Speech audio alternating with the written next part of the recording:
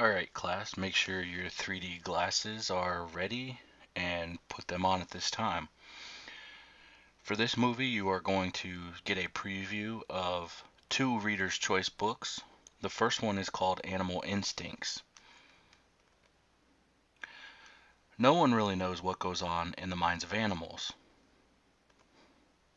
Or do they? These people say they do. Cesar Millan and Temple Grandin. In this picture, Cesar Millan films his TV show in California in 2008. Temple Grandin gives a press conference in 2010. They have made their careers helping human beings interpret the needs of animals. Cesar Millan was a Mexican immigrant in California when he started training dogs for a living. In this picture, Cesar Millan leads a pack of dogs in Santa Clarita, California, back in 2009. He works miracles turning aggressive, mean-looking dogs into calm, obedient pets. And in the process, he saved hundreds of problem dogs from the pound, or even worse. In this picture, two dogs look out from a cage at an animal shelter. Many animals that are put in pounds end up having to be euthanized or put to sleep due to the lack of funding and stuff, as well as being too aggressive.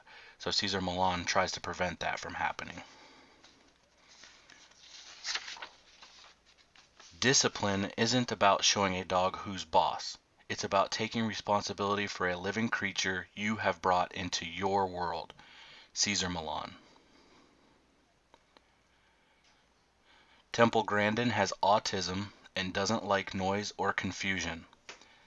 This is a photograph of her at Colorado State University. She noticed that cattle have similar sensitivities, such as they do not like confusion or lots of noise themselves. And Grandin could have felt sorry for herself about her disability, but instead she used her insight to become an expert in animal science.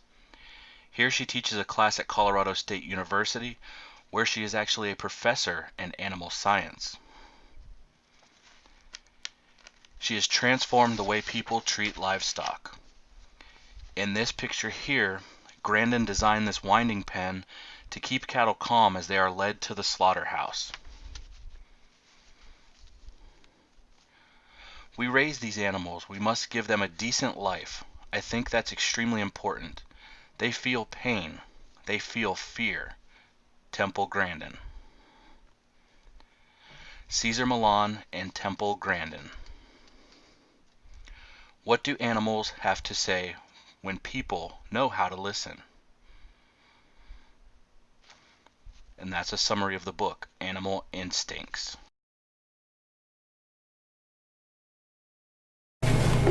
Well, did you know that Old MacDonald was a really bad speller? Your word is cow. Cow. Cow. C-O-W-E-I-E-I-O. Dagnabbit. Geico. 15 minutes could save you, well, you know. Alright, and the second book that I'm going to introduce during this video is called In the Margins.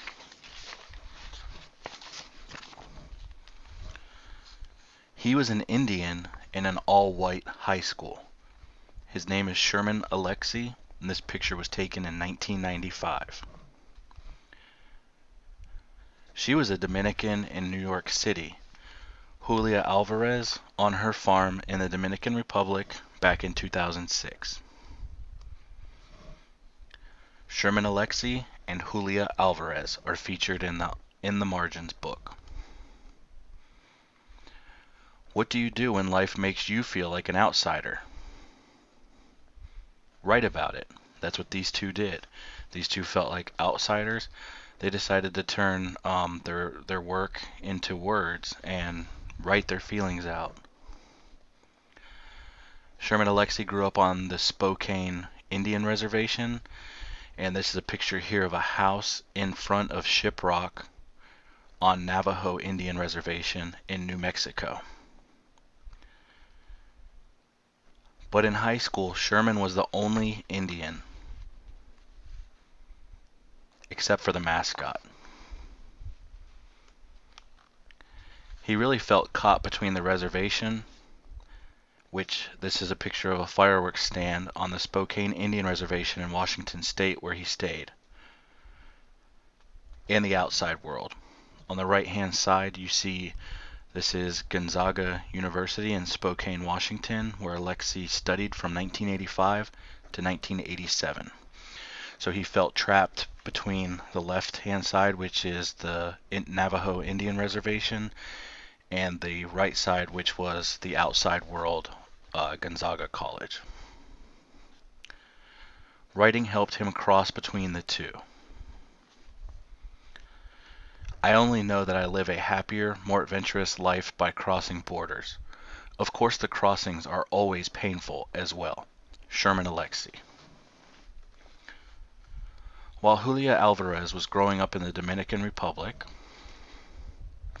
this picture here shows Playa España in the Dominican Republic, very popular beach. She dreamed about living in the United States, and this is a view of the Manhattan skyline in New York City. But when her family moved there, and this is a picture taken from Queens of the Manhattan skyline in the background, it didn't feel like home.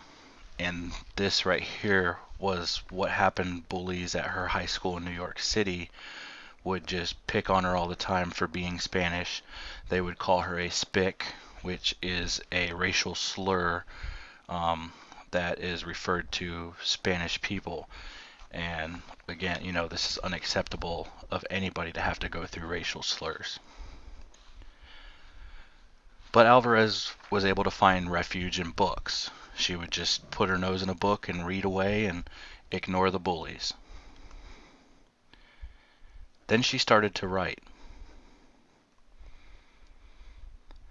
After a while, you realize there's only one story you haven't heard, the one only you can tell. Julia Alvarez. And think about this statement for a second. This is very true. You can read as many books as you want. You can write about what you want. But the one story that you haven't heard is the one that you can tell, because you don't necessarily tell yourself the story of your life. Very, very important to think about that. Sherman Alexie, Julia Alvarez. Why do people write? And that question can be answered in this Reader's Choice book called In the Margins. They found their place by not fitting in.